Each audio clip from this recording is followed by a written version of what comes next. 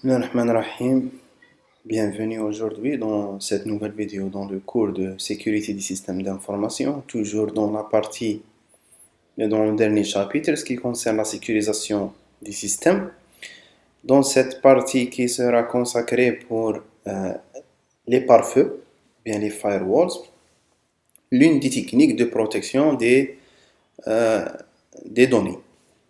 Donc, c'est quoi un pare-feu? C'est un dispositif logiciel ou matériel qui permet de contrôler, de surveiller et de garder la traçabilité du trafic réseau, entrant et sortant d'une machine ou d'un réseau local. Donc, c'est un dispositif, c'est une technique qui est destinée à la protection des réseaux ou bien des données qui circulent dans les réseaux, quel que soit entrant sortant de la machine, donc pardon, vers un réseau local ou bien vers Internet, ou bien d'un réseau local, les machines dans le réseau local entre eux, ou bien le réseau local par rapport à Internet. Pourquoi utiliser les pare-feux? Pourquoi ne se limiter pas, par exemple, justement sur un détecteur d'intrusion ou bien seulement un antivirus? C'est ce qu'on fait généralement dans nos maisons. On se base seulement sur l'antivirus et on ne sait rien de ce qui se passe sur ou bien entre notre machine et l'Internet. Il y a peut-être quelques remarques que je vais parler durant ce cours, quelques astuces que je vais vous montrer dans la partie pratique de ce cours. Donc, pourquoi le pare-feu? Premièrement, parce que les systèmes d'information, la plupart des systèmes d'information, si on ne dit pas tous les systèmes, sont maintenant conçus, développés dans des réseaux locaux parfois, en ce qui concerne des petites entreprises, parfois des réseaux d'une partie locaux, d'une partie des réseaux Internet, lorsqu'on parle des entreprises qui sont internationales, des entreprises même qui ont beaucoup de filiales dans les différentes, bien dans un territoire national complet. Donc, ce qui nécessite beaucoup de connexions, parfois même un réseau local qui est divisé en sous-réseaux.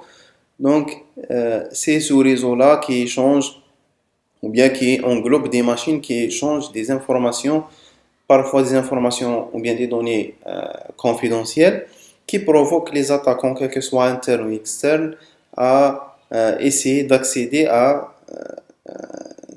ces informations.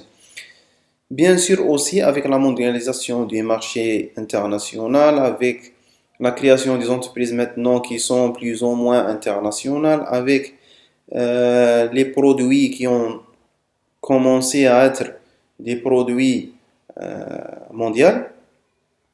Donc, presque tous les systèmes sont connectés à l'Internet.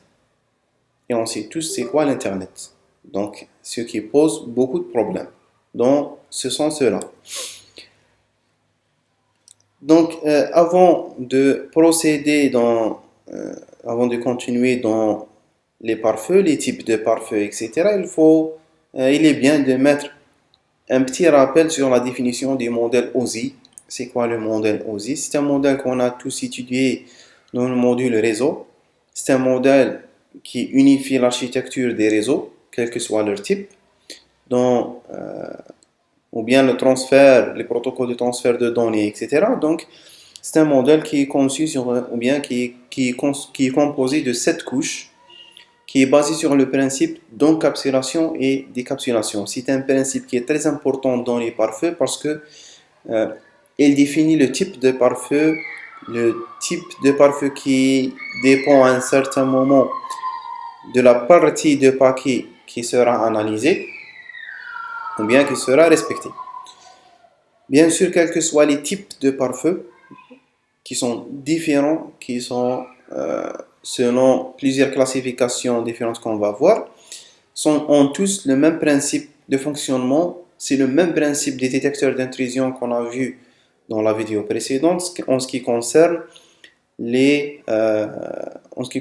en fait un principe qui est basé à la comparaison en basant sur un ensemble de règles définies. Maintenant, ça reste entre le pare-feu qui va réagir comme le détecteur d'intrusion s'il y a une règle ou pas qui vérifie le paquet réseau ou bien le paquet de données entrant ou sortant. Comme j'ai dit avant, il y a plusieurs classifications de pare-feu. Il y a selon le type, en parlant de pare-feu physique sous forme d'une machine ou bien logiciel. Il y a des types de pare-feu selon l'interaction sur la couche OSI, donc quelles couches ils peuvent interagir. Il y a 3 types ici. Le pare-feu niveau réseau, pare-feu niveau applicatif et pare-feu d'application. Ce n'est pas la même chose comme le niveau applicatif. Et il y a aussi des types, il y a une autre classification des types de pare-feu qui selon leur mode d'exécution.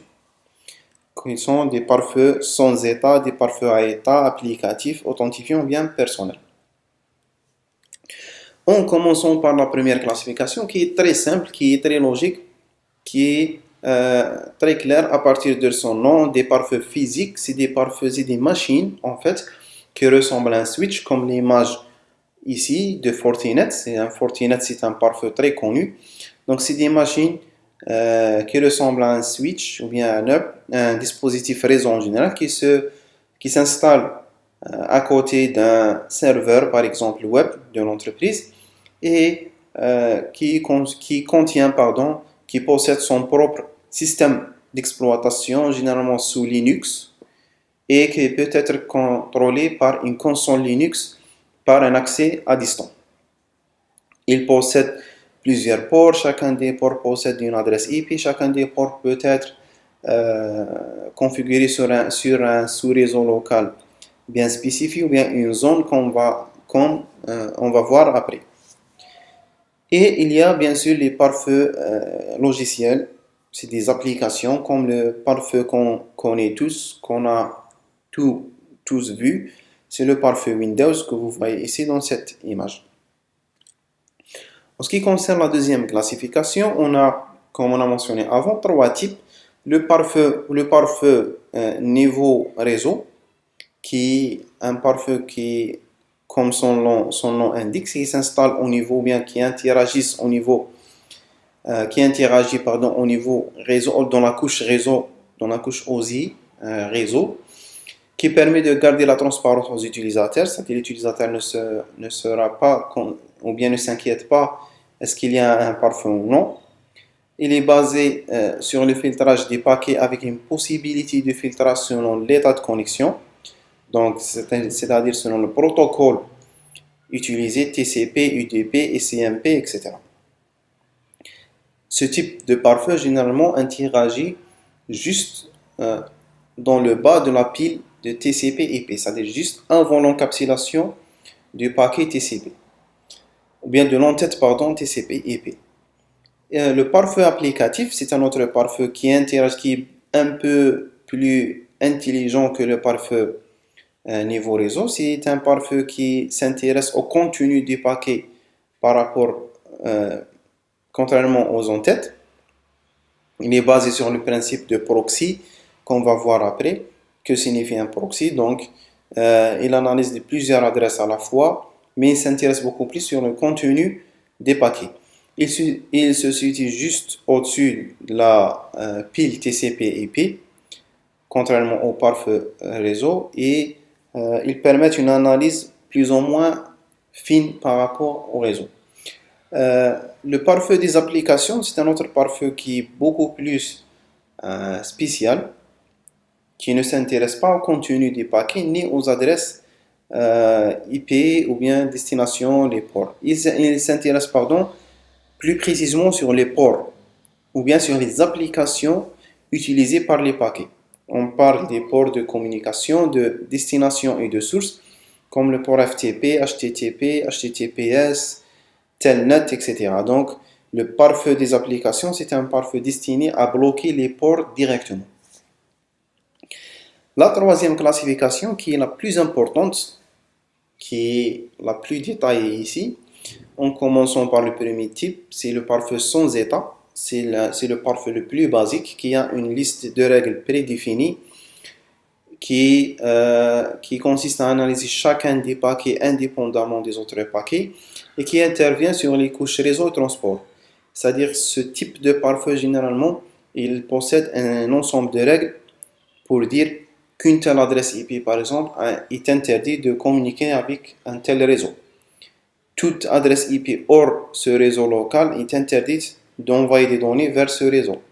Ce réseau permet d'envoyer des paquets vers les adresses IP d'un autre réseau, etc. Donc c'est un filtrage par adresse IP source et destination. Et parfois même les ports source et destination.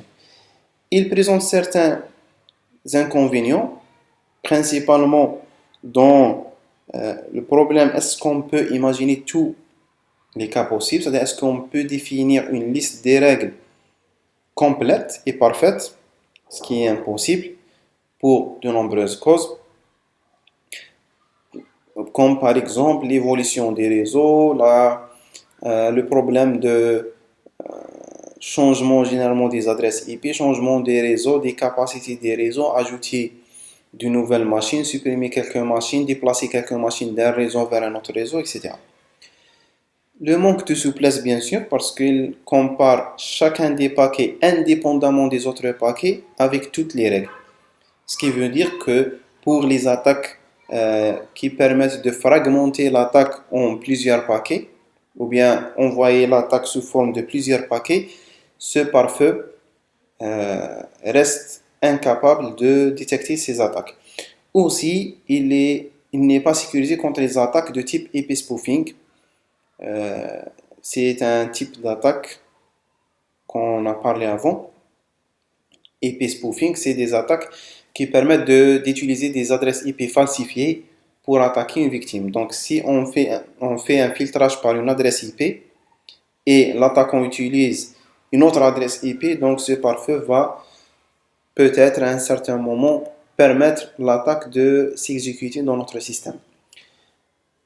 Pour cela, il y a des pare-feux ce qu'on appelle des pare-feux AETA, c'est des pare-feux un peu plus évolués. C'est similaire au pare-feu sans état, sauf qu'il fait généralement la relation entre les paquets. C'est-à-dire, il analyse un paquet, tout dépend par l'état des paquets qui le précèdent. Il possède 4 types d'états qu'il définit, c'est-à-dire il définit un état pour chacun des paquets. Donc, le premier paquet, ou bien la première requête du client, comme on sait dans le protocole TCP, le premier c'est le paquet de connexion d'ouverture de session. Donc, il attribue un état new. Puis, il y a l'état established pour dire qu'il y a une connexion déjà initiée. C'est ce qui suit le paquet new. Puis, il y a l'état related pour dire qu'il y a une nouvelle connexion, mais généralement, elle est liée ou bien un nouveau paquet qui correspond à un paquet d'ouverture de session avant. C'est-à-dire, il correspond à un autre paquet established ou bien new. Et le paquet invalide, c'est un paquet qui peut être sur un algorithme de contrôle d'intégrité que la spécialité SI généralement le voit beaucoup plus, mais un algorithme de contrôle d'intégrité qu'on a vu aussi dans le chapitre, dans la partie beaucoup plus d'achage, de fonctions d'achage et signature numérique, donc un paquet qui a qui a eu, ou bien qu'on a eu une donnée erronée, une connexion erronée, etc. Une heure de transmission, ça dépend de l'état. Aussi, ce type de pare-feu présente quelques limites, quelques inconvénients, et réside dans le problème de validité des protocoles. C'est-à-dire, les protocoles à plusieurs flux ne passent pas par ce pare-feu. Et le coût élevé de la mise à jour des règles, parce que parfois certains pare-feux dans ce type-là permettent une mise à jour automatique des règles selon les états des paquets, ce qui prend un peu de temps pour mettre à jour, pour permettre à un paquet de passer ou bien l'interdire. Donc, il doit à chaque fois mettre à jour la table des états, il doit vérifier le paquet avec toutes les règles, puis établir un état, et justement lorsqu'il établit un état à un paquet, il doit mettre à jour sa table, donc ce qui provoque une perte de temps. Ce pare-feu aussi ne protège pas contre des attaques d'exploration des failles applicatives, c'est-à-dire les attaques qui cherchent derrière les failles des applications, les failles des protocoles. Comme dernièrement, je pense en 2013 2013 ou 2012, il y avait un problème du protocole HTTPS qui a été prouvé qu'il n'est pas sécurisé contre les attaques hommes au milieu. Donc, ce type de pare-feu ne protège pas ces attaques qui cherchent derrière les protocoles. Le pare-feu applicatif, ou bien ce qu'on connaît tout simplement par proxy, c'est un pare-feu qui fonctionne dans la 7e couche, dans la couche application. Il assure une analyse beaucoup plus fine des informations, c'est-à-dire il ne cherche pas derrière les adresses sources et destinations. En fait, il cherche généralement derrière les applications beaucoup plus. Il interdit généralement des protocoles spécifiques dans un port bien défini, c'est-à-dire on peut dire que on peut interdire tous les paquets entrant du protocole Telnet en mode TCP, ou bien du port Telnet dans le protocole TCP, c'est ça l'idée. Il présente certains inconvénients comme le manque des règles des protocoles à filtrer. Est-ce qu'on peut imaginer, c'est comme le pare-feu sans état? Est-ce qu'on peut imaginer tous les cas? Est-ce qu'on peut lier tous les ports à tous les protocoles, etc. Il est gourmand en termes de ressources, surtout en ce qui concerne ressources de stockage beaucoup plus, et parfois les erreurs de proxy, comme l'erreur qui a été établie l'année dernière dans l'une des versions de Windows 10 qui a été corrigée dans un mise à jour, je pense, en novembre ou décembre 2019. Donc, c'était une erreur dans le Windows 10, pardon, dans Control Panel. Je vais vous montrer. Donc, dans son proxy, je vais chercher le mot proxy ici. Pardon, proxy. Très bien. Configurer proxy server. Ou bien dans l'option Internet. Très bien. Sinon, il y a une autre option ici. Bon, je peux l'entrer par Microsoft Edge. Settings. Paramètres. Et Advanced Settings. On va trouver, voilà, Open Proxy Setup. Donc, c'était le problème du proxy Windows qui interdit automatiquement toutes les pages web, tous les ports dans tous les protocoles. Et il y avait un problème que les gens qui utilisent Firefox, par exemple, Mozilla Firefox ou Chrome, qui permettent à ces navigateurs d'utiliser le proxy système. Donc, vous aurez un accès Internet, mais aucune page ne marche. Donc, c'était ça le problème, c'est des erreurs, ce qu'on appelle les erreurs de proxy. Les pare-feux authentifiants, ce sont des pare-feux qui analysent beaucoup plus un utilisateur et non pas seulement les machines. C'est-à-dire, ils s'intéressent beaucoup plus aux sessions système ouvertes. Donc, c'est permettre par exemple d'interdire une certaine session d'être ouverte à partir d'une adresse IP bien définie. De dire toutes les sessions des gens qui travaillent dans le service de production sont interdits d'ouvrir leurs sessions à partir des adresses IP qui sont, ou bien des machines qui sont dans le service de comptabilité, dans le réseau local de comptabilité. C'est ça l'idée. Il permet d'analyser les actions d'un utilisateur, même des actions autorisées ou non. Si une session elle est ouverte à partir d'une adresse IP bien définie, elle est interdite de modifier certaines données. Donc c'est ça l'idée. Le dernier type, c'est le pare-feu qu'on possède dans Windows, qu'on peut installer dans Linux, que généralement des pare-feux destinés à analyser une seule machine à la fois, ou bien protéger une seule machine à la fois, c'est les pare-feux personnels. Ils s'installent sur un poste personnel. L'objectif, c'est de filtrer généralement les virus et les logiciels espions. C'est pour cela que, à un certain moment, pour activer Windows 7 par exemple, en utilisant un serveur KMS qui s'appelle Toolkit KMS, et nous avons besoin à un certain moment de désactiver l'antivirus et le pare-feu aussi, pour permettre à cette application de fonctionner.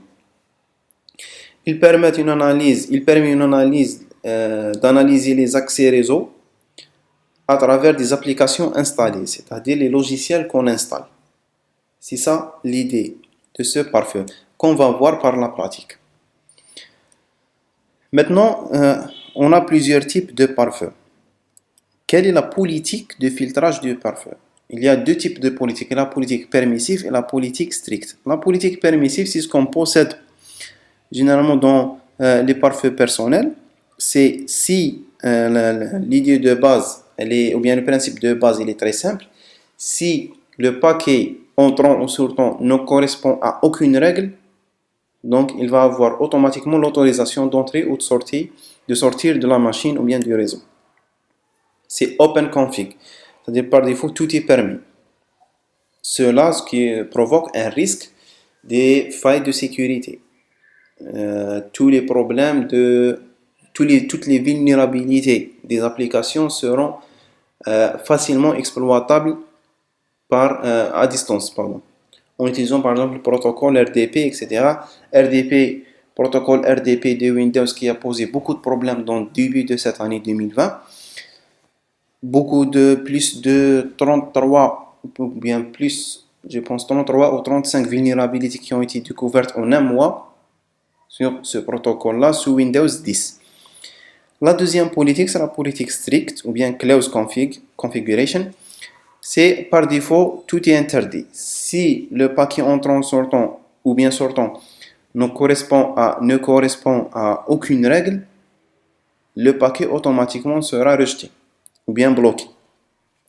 C'est une politique conseillée dans le cas des systèmes d'information, beaucoup plus où il y a un problème financier, un problème en fait, beaucoup de données financières, beaucoup de données confidentielles qui circulent.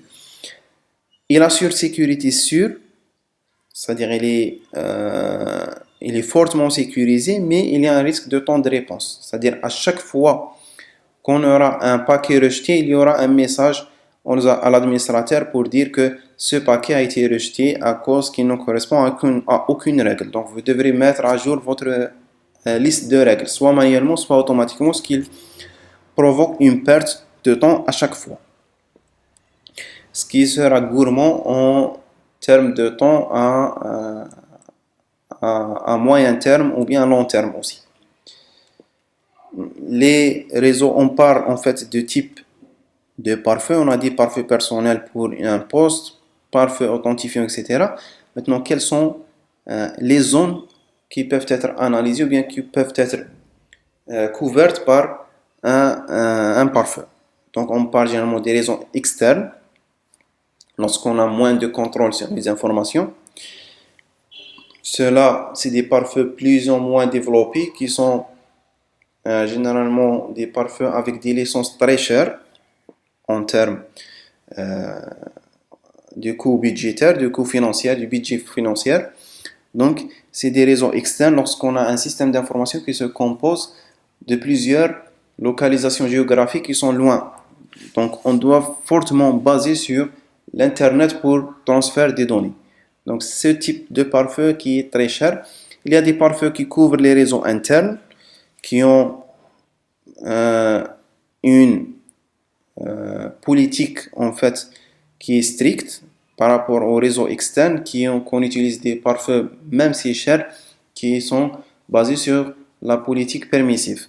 Donc des politiques des réseaux internes qui sont plus strictes et sensibles, qui contiennent plus d'informations par rapport aux réseaux externes, etc. Et on a les réseaux intermédiaires ou bien des zones intermédiaires, c'est ce qu'on appelle les zones démilitarisées ou bien la DMZ. En fait, la plupart des pare-feux, comme l'un des pare-feux que je vais vous montrer dans la partie pratique, sont basés sur la notion de zone et non pas des services. C'est-à-dire de définir la cible analysée comme des zones. Les zones publiques, les zones publiques, les zones sensibles, les zones démilitarisées, etc. La zone démilitarisée ou bien la DMZ, c'est une zone spéciale qu'on trouve dans le serveur web, qu'on peut la configurer dans nos serveurs web, qui permettent de stocker toutes données offertes au public, y compris le site web, y compris le service mail, le service DNS, le service FTP lorsqu'il concerne des fichiers téléchargeable par le public, toutes données qu'on peut l'accéder à travers Internet. Donc, comme vous voyez dans ce schéma-là, la zone DMZ, c'est celle qui est là-bas, qui est en bas, pardon, et le reste des zones, c'est les zones qui correspondent au réseau local, qui contient peut-être la base de données des employeurs et tout. Donc, toutes données qu'on n'a pas l'accès à distance à travers Internet. Donc, le pare-feu s'installe généralement, ou bien tous les pare-feux supportent cette architecture qui permettent d'isoler la DMZ au réseau local. Et il y aura un ensemble de règles plus spéciales, plus adaptatives pour permettre le transfert de données entre le LAN et la DMZ. Donc, la DMZ permet de créer et isoler une partie de réseau en garantissant l'accès à distance des parties les moins sensibles. Les proxys, lorsqu'on a parlé des pare-feux proxy, donc c'est un intermédiaire qui permet de cacher l'adresse IP locale de l'adresse IP publique, ou bien l'adresse WAN de l'adresse LAN. Donc, son but de cacher l'information sensible, il est spécifique à une application donnée, comme l'exemple dans ce schéma-là. On a un réseau privé, un réseau local. Quelqu'un qui demande la page Google, c'est pour cela que, par exemple, si dans... je vais consulter... Non, je n'ai pas connecté ici, mais dans cette machine, j'ai connecté Internet. Très bien. Donc, je vais démarrer terminal.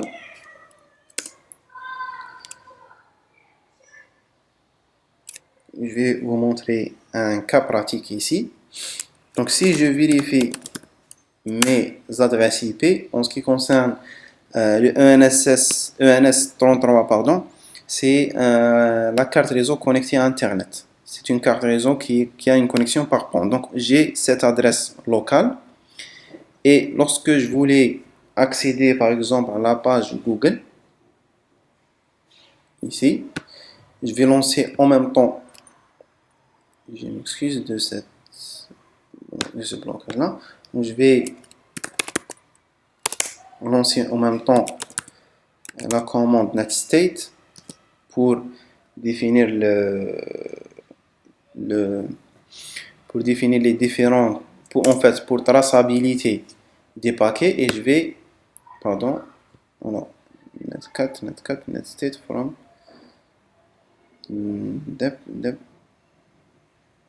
pardon, netstate, j'ai fait une erreur, et je vais lancer google.com. Donc vous allez voir qu'il y a une autre adresse Ubuntu. Alors il cache le nom d'adresse en mode TCP. Très bien, voici l'adresse IP. Si je copie cette adresse là, si je mets une copie pour la coller ici, paste, et je montre cette adresse, pardon, invalide URL, c'est en HTTP. Voilà. Il m'a prévenu d'accéder, mais c'est pas un problème. C'est une adresse qui est cachée à travers le nom. Donc, c'est l'idée d'utiliser de cacher votre adresse locale. Donc, le réseau privé, il a une adresse locale qui a demandé la page Google, et le proxy permet de transmettre l'adresse locale vers une adresse WAN, une adresse publique, notre adresse IP, et puis et vice-versa pour avoir les réponses. Donc, c'est ça l'idée de proxy, c'est de cacher les informations sensibles dans les en-têtes réseau. Beaucoup plus les en-têtes TCP et IP. Pour le masquage et translation des adresses, c'est-à-dire les techniques utilisées par les proxys pour masquer une adresse, il y a 3 techniques qui sont connues. Il y a le masquage d'adresse réseau masquerading, ou bien ce qu'on appelle le NAT dynamique. Il y a la translation d'adresse réseau, Network Address Translation, NAT statique, et les services d'un proxy. En ce qui concerne le NAT dynamique ou bien le masquerading, c'est de faire translater ou bien de traduire les adresses privées vers des adresses valides publiques qui sont dynamiques, c'est-à-dire qui se changent à chaque connexion à un nouveau routeur. Même si on redémarre seulement le routeur, l'adresse publique va changer parce que l'adresse locale va être traduite vers une autre adresse si on utilise cette technique-là. Si on utilise la technique NAT statique, pardon, bien le service NAT par défaut, c'est d'utiliser une table d'adresse IP valide qui fait la correspondance entre adresse IP privée et adresse publique qui sera fixe pour chacune des adresses IP. Le service NAT, vous pouvez le consulter ici. C'est dans tous les logiciels de machines privées, virtuelles. Vous avez pour chacune des cartes réseau une configuration. Je vais vous montrer une autre carte, la plus. Donc, j'ai le service NAT qui va fixer l'adresse publique de cette carte réseau, qui va répliquer la carte réseau en fixant l'adresse locale et publique. Pardon. Il y a la détection par pont qui utilise la technique de masquerading, c'est-à-dire j'aurai une adresse locale de la machine qui est différente de la machine physique et une autre adresse publique qui est aussi différente, qui est dynamique à chaque fois, à chaque connexion au réseau. J'ai une autre carte réseau qui est personnalisée, comme vous voyez cette carte qui est connectée à un réseau local seulement, elle n'est pas connectée à Internet, et haute uniquement qui permettent d'utiliser la même carte physique ou bien la même configuration de la machine physique sur la machine virtuelle. Donc c'est ça l'idée. Et les services de proxy qui utilisent une passerelle par défaut pour qu'il semble de l'extérieur que il y a une seule machine qui représente le système d'information, alors que le système il est composé de plusieurs machines dans un réseau local, c'est-à-dire toutes les machines du réseau local auront la même adresse publique à la fois, parfois dynamique, parfois statique. Parfois il utilise directement l'adresse du routeur lui-même, c'est-à-dire les machines qui sont connectées au routeur connaissent eux-mêmes par les adresses locales. Par contre, une adresse qui est connectée à notre routeur voit toutes les machines comme une seule machine qui est le routeur lui-même. Les logiciels beaucoup plus sous Linux, c'est-à-dire le pare-feu sous Linux ou bien le firewalling sous Linux, il y a des pare-feux qui sont installés, qui peuvent être aussi installés sous Linux, mais généralement ce sont tous des logiciels de filtrage de paquets. Le détecteur d'intrusion lui-même peut être vu à un certain moment comme un logiciel de filtrage de paquets. Il y a à partir des noyaux Linux, à partir de noyau 2.4, ce qui est tous les systèmes Linux modernes qui utilisent les IP tables, qu'on peut les configurer, qu'on peut les voir ici. Clear IP tables. Donc, no command specified, try IP tables -h pour voir quelles sont les options. Donc, vous pouvez, voici IPv6, IPv4. Vous pouvez utiliser différentes tables, donc IP tables, quelles sont les chaînes, etc. C'est un logiciel, les IP tables, c'est une partie du système Linux qui permettent de filtrer les paquets entrants et sortants. Avant ça, il y avait les IP chains et les IP FWADM. En arrivant sans faire tarder à la partie pratique des pare-feux, j'ai choisi, il y a plusieurs pare-feux, plusieurs marques qui existent dans le marché, mais j'ai choisi 4 types, ou bien 4 exemples, je m'excuse, de pare-feux. Le pare-feu Windows qu'on connaît tous, le pare-feu Firewall D qui est un pare-feu installable sur Linux. Ces deux pare-feux-là, ce sont des pare-feux logiciels, personnels, et deux autres pare-feux qui représentent les pare-feux physiques, FortiGate Firewall et pfSense Firewall, qui arrivent sous forme d'une image ISO qui peut être installée dans VMware pour protéger votre réseau local entre les machines virtuelles ou bien même le réseau local généralement de votre entreprise. Donc en commençant sans faire tarder par le pare-feu Windows, que vous pouvez le voir clairement ici dans le panneau de configuration, contrôle panel. Windows Defender Firewall. Donc c'est ça, il est activé, il analyse les réseaux privés et publics. Donc vous avez dans le panel à gauche toutes les options de contrôle. Ce qui nous intéresse, c'est le Advanced Setting qui montre la vraie application de pare-feu ou bien là où on peut configurer les différentes politiques, les différentes règles de protection. Donc on a les règles correspondant du inbound rules ou bien le trafic entrant et le trafic sortant.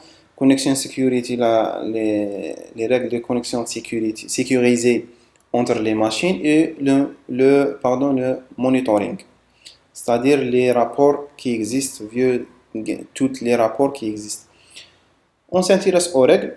Les règles qui ont, je m'excuse, je vais supprimer ces deux règles là parce que ça ne m'intéresse pas. Très bien. Donc, comme vous voyez, il y a plusieurs règles. Chaque application, comme on a dit, c'est un pare-feu personnel qui analyse les trafics entrants-sortants des applications installées.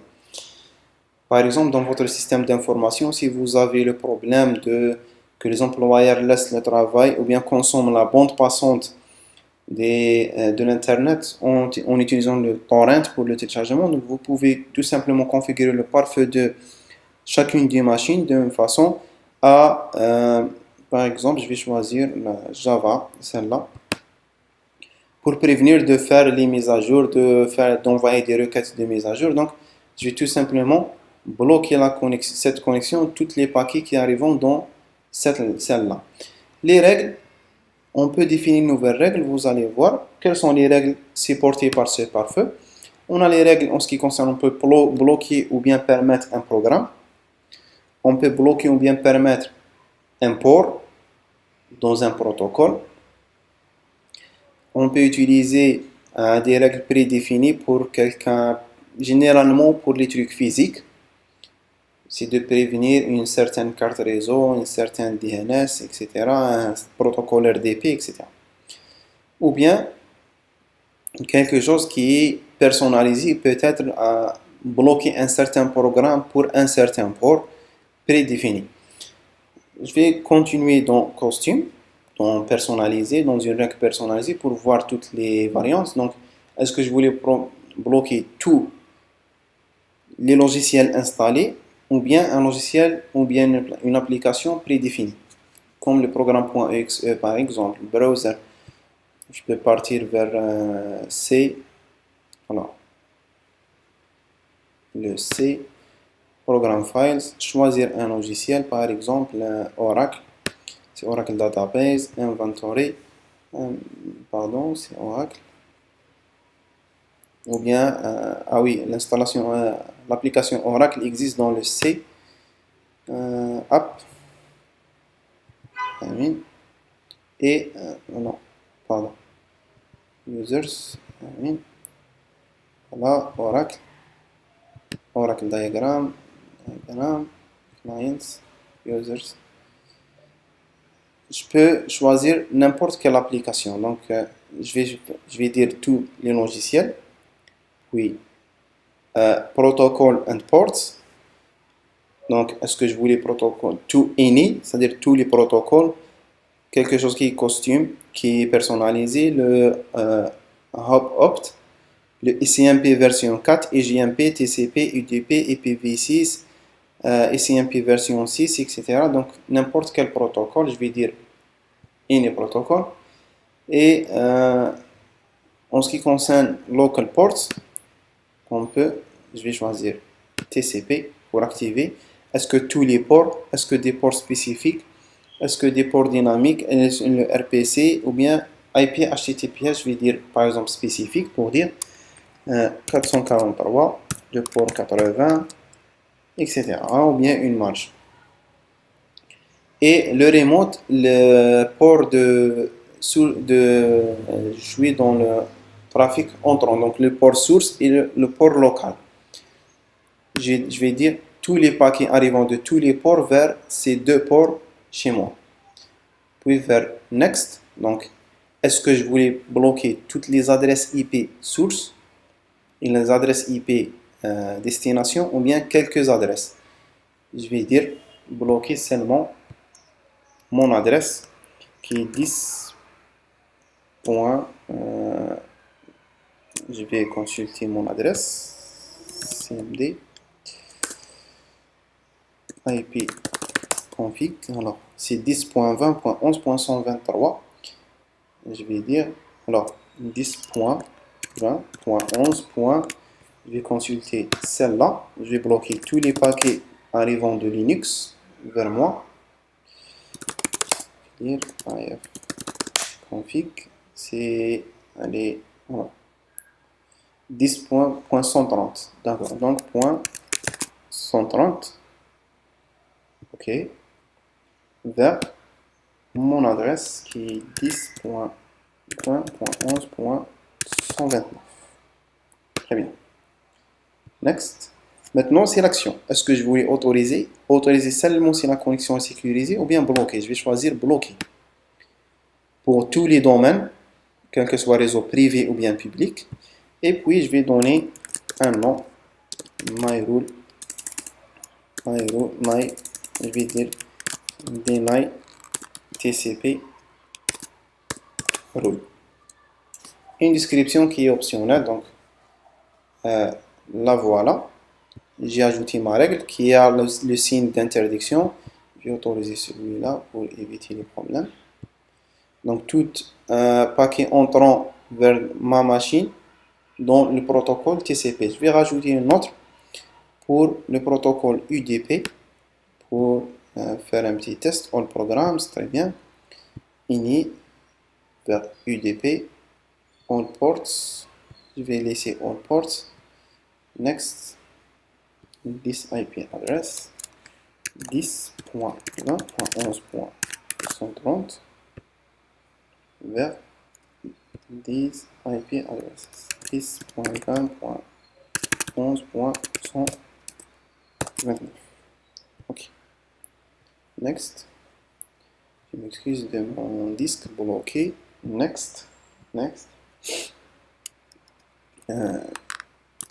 Deny UDP rule. Très bien. Deny, très bien.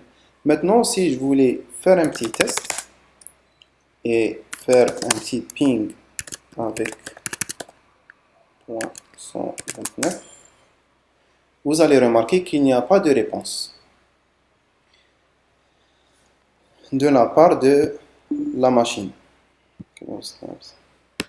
Par contre, voilà, donc 13 paquets qui ont été transmis, 0 paquet qui a été reçu, donc pas de réponse. Mais si je mets, je vais voir ma machine ici, cette machine-là, alors, if config. Alors, mon adresse ici, c'est .11.1, finissent par 1, c'est la première machine, donc je vais partir ici au terminal, je vais revenir rapidement au terminal pour faire un ping 10.20.11.1. Vous allez remarquer que le ping marche normal. Si je mets une autre fois .129, pardon, le ping ne marche pas toujours. Pourquoi? Parce que tout simplement, le paquet, je m'excuse, je vais redémarrer cette machine car j'ai des problèmes de disque. Donc, comme vous remarquez, c'est-à-dire ce qui s'est passé, c'est que le parfait Windows, mon parfait Windows, a déjà bloqué tous les paquets ou bien tous les paquets reçus par la machine qui contient Linux Ubuntu. Donc, je vais supprimer les deux règles que j'ai rajoutées. Alors, delete. Yes. We are going to take. Voilà. Je vais trouver. Dans le D, pardon, c'est deny. Je n'ai pas trouvé la dernière règle. Je pense que je n'ai pas été pardon, ajouté avec succès. Mais après que j'ai supprimé cette règle, vous allez remarquer par la suite que Alors, main packet, clear et config, c'est 130 et ici cmd ip config 11.129. Je vais revenir feu inbound rules. Je dois chercher par ils sont regroupés par nom, par nom, dans le D. Je n'ai pas le deny ni dans le T. Alors, il est où la règle? Il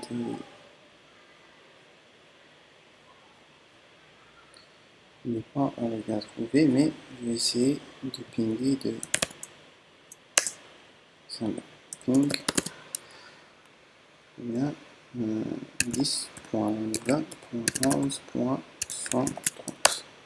Voilà, le ping marche normal d'une façon normale ici, alors que dans Linux, ça marche pas toujours. Avec, je reçois des paquets. Anyway, ça, ce qui concerne le pare-feu Windows. Pour Linux, il y a un pare-feu dans Linux qui s'appelle firewall-d, qu'on peut l'installer, pardon, par sudo apt install firewall-d. J'ai déjà installé ce pare-feu, donc je vais consulter firewall-d. Pardon, je vais consulter. Bien sûr, firewall-d, il y a une page qui explique le tout. C'est un pare-feu qui est basé sur les zones, contrairement au pare-feu Windows qui utilise directement un ensemble des règles. Le firewall-d utilise un ensemble de zones qu'on peut les consulter par cette par en consultant le dossier qui contient les zones. Donc, je vais faire un ls usr lib, c'est ça, usr lib et firewall d slash zones. Donc voici, il y a la zone bloc qui contient donc les règles de ce pare-feu sont définies en langage XML. Donc bloc par exemple, si on met cat usr lib firewall d zones bloc.xml, donc c'est il n'y a pas vraiment d'une zone, en fait, il n'y a pas vraiment un protocole ou bien un port qui est bloqué ici, mais on peut l'ajouter en modifiant ce fichier-là, en modifiant la même structure de, par exemple, public. Il accepte le SSH, le DHCP-v6 client, il accepte tout autre protocole. On peut même voir, par exemple, quels sont les protocoles DMZ. Voilà, donc c'est justement le SSH qui est autorisé dans la zone DMZ. Donc c'est ça l'idée de ce pare-feu. J'ai pas vraiment modifié dans ce pare-feu. Il faut entrer dans ces fichiers là en mode sudo et les configurer. Sinon on peut systemctl pour vérifier quelle zone elle est activée. Firewall-d get active zone.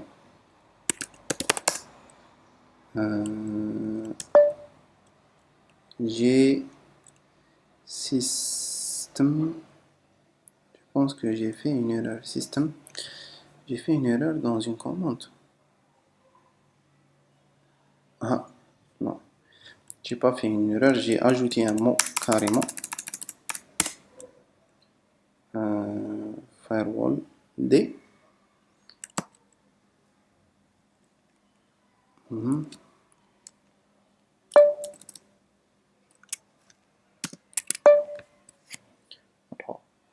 Ah, firewall CMD, pardon. C'est la commande firewall CMD. J'ai pas utilisé vraiment. C'est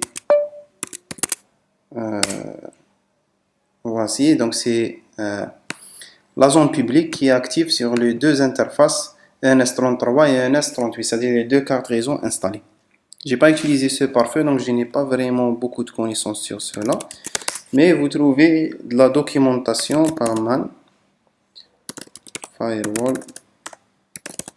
CMD. Il va vous montrer tout le manuel de cette commande, de ce pare-feu, comment configurer, comment utiliser chacune des zones, même s'il y a des exemples dans son manuel, on va les trouver à la fin.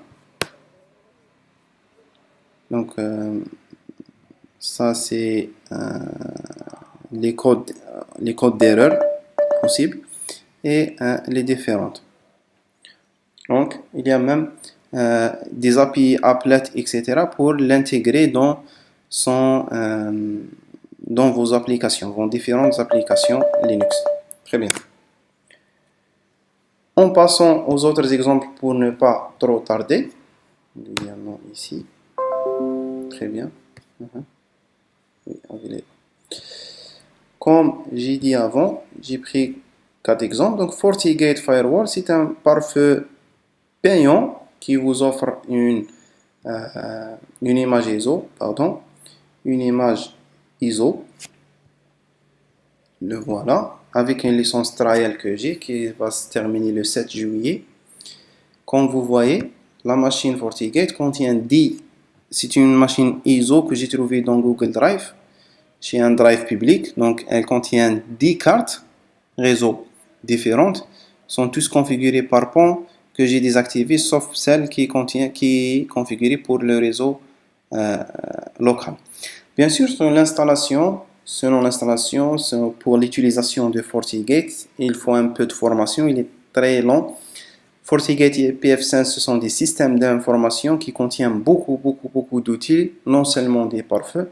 J'attends juste le démarrage de la machine pour vous montrer. Dans sa première utilisation, il faut configurer les cartes réseau, bien la carte réseau correspondante pour avoir l'adresse IP, etc. Donc, admin. Très bien, donc ici, vous pouvez faire, n'importe quelle commande. Donc, mais vous pouvez également accéder directement à la machine lorsqu'elle démarre à travers votre navigateur par son adresse locale. Je vais accéder à l'adresse de Fortinet. Voilà.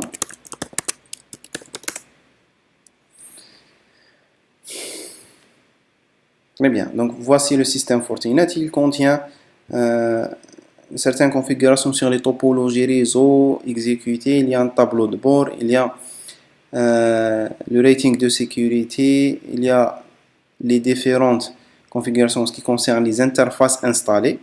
Donc, j'ai ici 10 interfaces que je peux configurer leur adresse, etc. Pardon.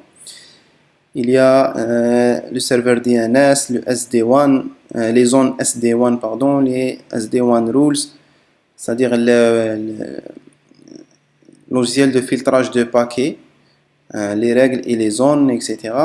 Il y a l'OSPF, le service OSPF, le RIP, etc.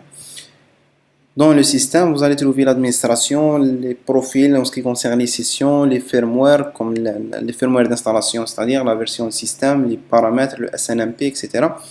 FortiGuard, qui représente une version plus ou moins des différents services de FortiGate ou bien FortiOS.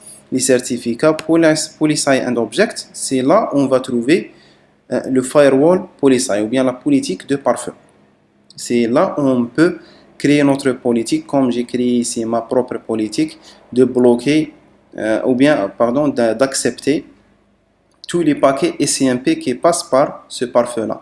Ce pare-feu, comme vous voyez ici, j'ai une règle qui est implicit deny, qui est prédéfinie ici, qui a l'état disable, qui a une politique stricte, c'est-à-dire qui interdit tous les accès par défaut. Donc, vous pouvez créer une new, donc vous donnez un nom, par exemple, policy deny pour interdire le tout sur le port 1. Outgoing interface, it's port 1, c'est-à-dire tous les paquets reçus ou bien envoyés dans le port 1, dans la première carte réseau. Ajouter plus de sources, plus de destinations si vous voulez contrôler plusieurs ports à la fois. Donc schedule si vous voulez laisser toujours activé ou bien par un certain temps, un start time et end time. C'est-à-dire pendant une demi-heure ou bien c'est-à-dire activé ou pas pendant certains jours, pour un jour, pour une heure, pour un temps bien précis. La politique, je vais choisir deny pour bloquer le tout et je vais activer log violation pour dire tout paquet qui arrive, vous devrez l'enregistrer. Donc je peux faire OK, pardon. Je vais rajouter des adresses sources. Donc je vais dire des adresses, je vais créer mes propres adresses. Donc le nom est let's say Linux Ubuntu et choisir une couleur, type it is not device, not geography, IP range, the IP it is 1.11.130. Et il demande ici une adresse, une range de on dit 10.20.11.135 dans le port 1. OK.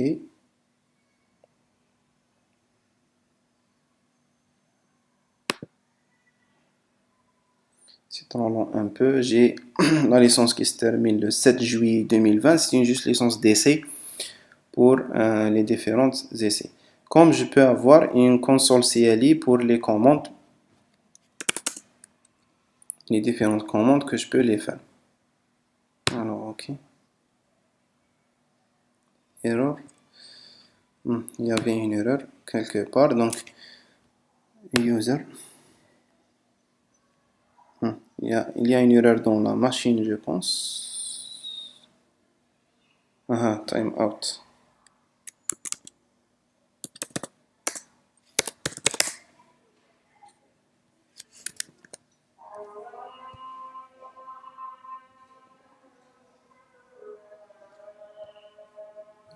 Je vais renouveler mon accès. Voilà, Firewall Policy pour définir une nouvelle politique. Donc, comme on a dit, c'est Policy Deny de port 1 vers port 1 des sources. Donc, je peux bloquer des sessions utilisateurs. Donc ça, il englobe plusieurs types de pare-feu. Vous pouvez définir votre politique selon différents types de pare-feu. Donc, pour ne pas trop tarder, je vais vous montrer. Donc, name Linux ou bien le sous-réseau de production. Très bien. Subnet, c'est le 10.20.11.0 de classe C dans le port 1. OK. Donc, je vais choisir la production. Vers la destination, je vais créer par exemple une nouvelle range. Soit disons j'ai un commercial qui a un subnet qui sont par exemple par 11 10.0 par exemple. Le réseau de commercial, il est dans cela. C'est un réseau qui n'existe pas dans cette machine. Je vais juste vous montrer comment écrire une règle simple. Donc service Est-ce que les CMP, le HTTP, HTTPS, FTP, vous pouvez créer votre propre service. Est-ce que c'est un service ou bien un service groupe? Vous choisissez différents services. Authentification, email, file access, général, etc. Je vais faire cancel. Je vais choisir all, deny, et je vais faire, je vais faire OK pour loguer. Donc, voici la règle qui a été. Je vais modifier ça. Je vais faire not enable, disable, apply. Très bien.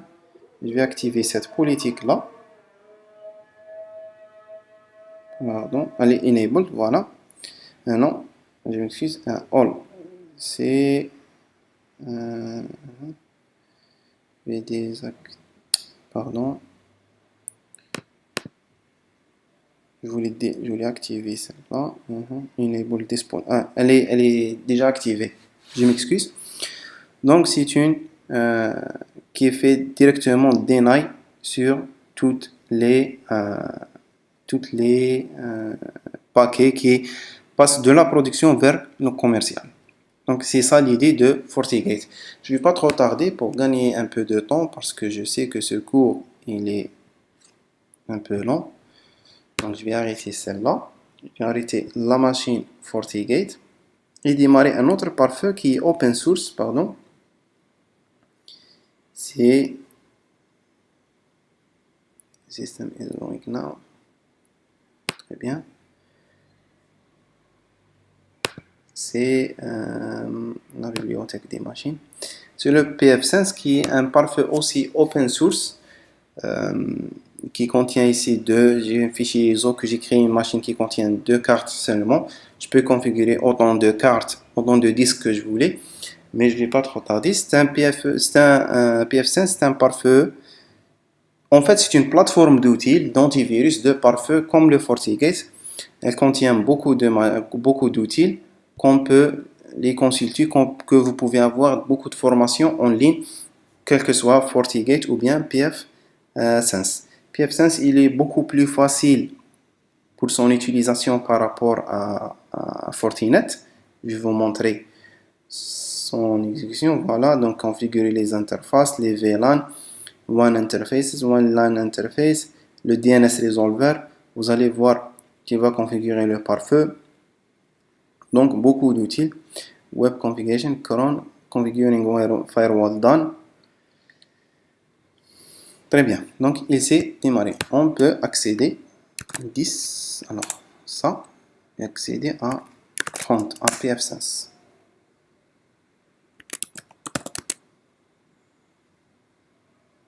Pardon. Donc, pfSense, il est beaucoup plus facile dans son utilisation. Vous avez le tableau de bord. J'ai deux cartes réseau. Une pour WAN, pour l'Internet, et l'autre pour le réseau local pour contrôler les machines. J'ai beaucoup de configurations de systèmes, de managers de certificats, etc. Des interfaces, les différentes interfaces et le pare-feu. Les alias, le service NAT, si je voulais utiliser port forward, one-to-one, PC vers PC, outbound ou bien NPT. Vous pouvez ajouter du trafic sortant, pardon. Donc, disable this rule, no. Disable the redirection for traffic matching of this rule. Interface LAN, par exemple, donc le protocole TCP. Ajouter des sources, c'est-à-dire la source je vais dire par exemple single host. Voilà, alias. Très bien. Donc, de dire 10.20.11.130. Je vais interdire celle-là vers la destination vers single host. Attendre l'activation de celui-là. Voilà. Single host. Voilà, de interdire d'envoyer des paquets vers Windows. Le port any port, donc n'importe quel port, n'importe quel application que je vais, n'importe quel paquet qui passe de Linux vers Windows. Target IP, redirect target IP. Donc, est-ce que je voulais rediriger les paquets vers une adresse bien définie? Je vais désactiver cette option pour ne pas faire une redirection. La description, si je voulais mettre une description pour interdire, donc je vais dire deny in packet from Linux to Windows 10. Good. Donc, le NAT reflection, c'est est-ce que je vais enable NAT, pure NAT, ou bien NAT avec proxy, ou bien disable. Je vais utiliser la par défaut du système. Save. Following error. Which one? J'ai un problème de là.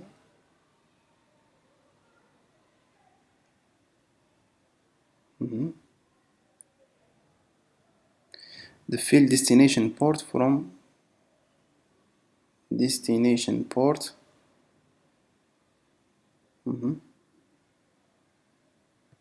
to any qu'est-ce que c'est? Field destination port from to mais je les ai définis déjà. D'accord, je vais choisir le port, n'importe quel port. Bon, je vais désactiver par exemple le telnet vers telnet, oui. D'accord. Je vais faire save, not admin, très bien, apply changes. Donc voici une règle qui interdit tous les paquets telnet de contrôle à distance du RDP qui passe de Linux vers Windows. Donc je ne peux pas tester ça, je vais tester directement des règles rules sur mon pare-feu. Je vais ajouter sur le trafic sortant de rejeter n'importe quel paquet qui passe dans le réseau local, qui passe de la machine, par exemple Linux, bien, vers cette machine là, vers mon pare-feu. N'importe quel utilisateur de Linux voulait accéder à mon pare-feu doit penser à je vais rejeter le paquet. Donc très bien, donc elle est là, très bien. Donc maintenant si je passe à mon Linux et je mets terminal, si je vais faire un ping, alors, un ping avec la machine physique, le ping va marcher. La machine, je pense Windows, toujours ne marche pas. Je ne sais pas pourquoi. Mais si je mets vers mon pare-feu, le pare-feu va automatiquement rejeter les paquets. Je peux définir les règles comme j'ai défini ici, des règles qui vont interdire le ping de Windows vers la machine physique. Donc si j'active ce pare-feu là, dès que je démarre cette machine virtuelle, automatiquement tous les paquets SCMP et TCP qui veulent passer, TCP qui veulent passer de Windows vers ma machine physique seront automatiquement bloqués ou bien rejetés. D'accord? Donc c'était le tout, un petit résumé sur les pare-feux. Prochaine fois, on va voir une autre technique, ce qu'on appelle le contrôle d'accès, avec beaucoup de cas pratiques, contrôle d'accès dans Linux et dans les bases de données. Sur cela, je vous dis bonne chance. Je vous dis à vous voir dans les prochaines vidéos. Ça sera 2 ou 3 prochaines vidéos. Et je vous dis salam alaikum.